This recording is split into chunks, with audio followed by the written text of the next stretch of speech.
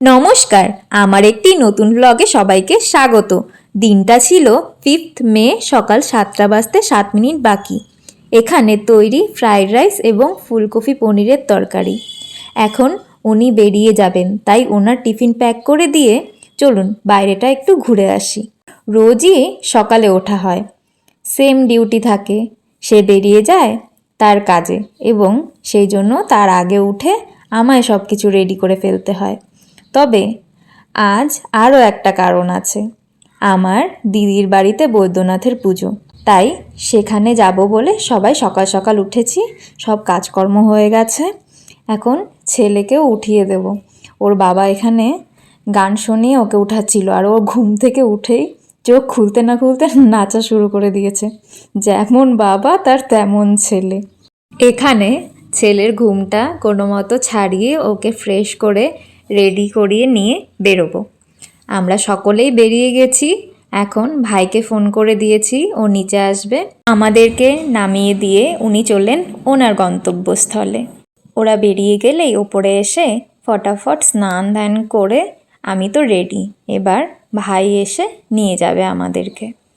দিদির বাড়ি পুজোটা শুধু ওর একার নয়, মানে ও সকলকে এমন ফিল করায় যেন ওই বাড়িতে পুজোটা আমাদের সবার। তাই আমি মিস করতে চাই না ওদের বাড়ির পুজোটা। বৈদ্যনাথ বাড়িতে আসার সঙ্গে সঙ্গেই দিদি বৈদ্যনাথকে বরণ করে নিচ্ছে। এদিকে সবাই পুজোর জোগাড়ে ব্যস্ত।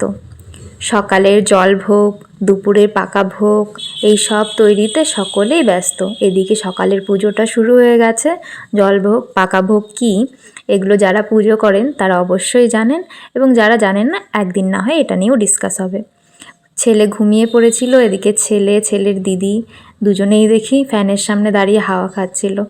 তারপরে পুজোর এখানে চলে এলাম, এখানে পাকা ভোগ দেওয়া হবে এখন। তারপরেই পুজোটা শেষ করে হবে যজ্ঞ। সকলেই প্রায় 2-3 দিন না ঘুমিয়ে এই পুজোর জোগাড় করে। অ্যাকচুয়ালি আমরা সবাই সারাটা বছর ওয়েট করি এই পুজোর জন্য, কারণ দিদির বাড়িতে পুজোটা হলেও পুজোটা আমাদের সকলের, আর আমরা সবাই অপেক্ষা করি পুজোটার জন্য। আমরা খুব আনন্দ করে, খুব শ্রদ্ধার সঙ্গে ভালোবেসে পুজোটা করি।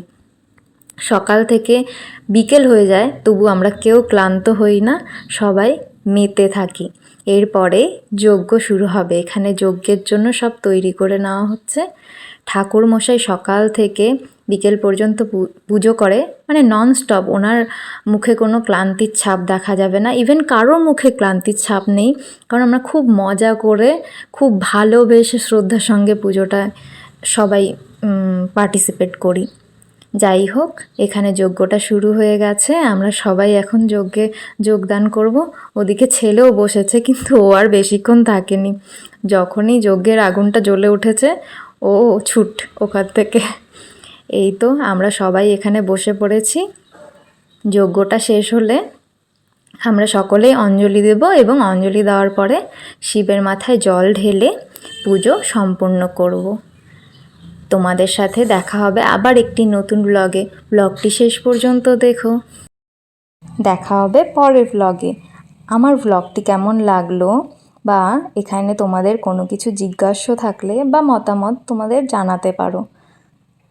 তোমাদের কি মতামত বা তোমাদের আমার ভিডিও কেমন লাগছে এটা আমার জানাটা খুবই প্রয়োজন। তাহলেই এরপরে আমি তোমাদের পছন্দ মতো কন্টেন্ট দিতে পারবো। আজকের জন্য বাই। সবাই ভালো থাকবেন।